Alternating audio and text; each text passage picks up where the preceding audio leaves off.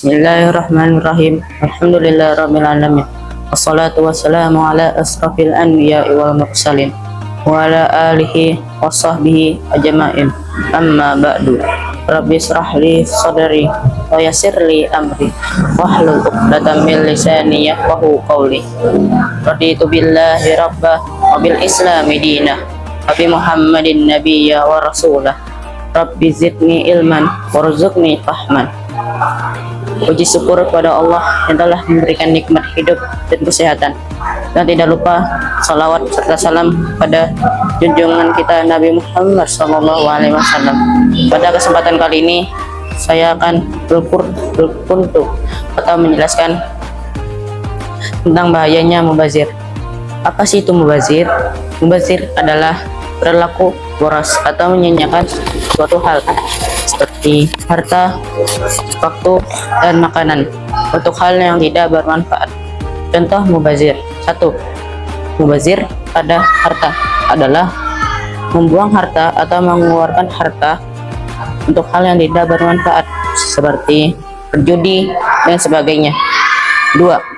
Mubazir ini sering kita lakukan, yaitu mubazir pada waktu adalah membuang waktu untuk hal yang tidak bermanfaat seperti tidur yang berlebihan dan bermain game yang berlebihan. 3. Mubazir pada makanan adalah membuang makanan atau menyisakan makanan seperti porsi yang berlebihan dan makanannya tidak mampu dihabiskan. Pada dalil Al-Quran, Allah menjelaskan pada surat Al-Isra ayat 26 yang berbunyi, Bismillahirrahmanirrahim.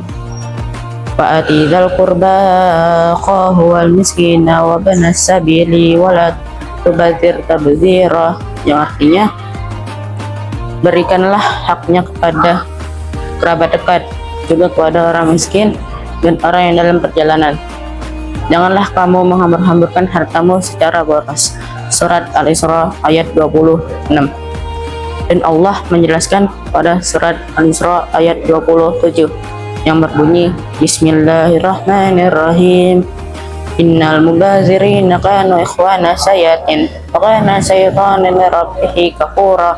Artinya, sesungguhnya orang-orang pemboros itu adalah saudara-saudara setan, dan setan itu sangat ingkar kepada Tuhannya. Surat Al-Isra ayat 27.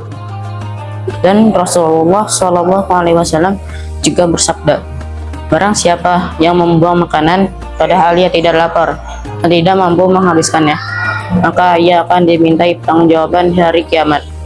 Hadis riwayat Tirmizi.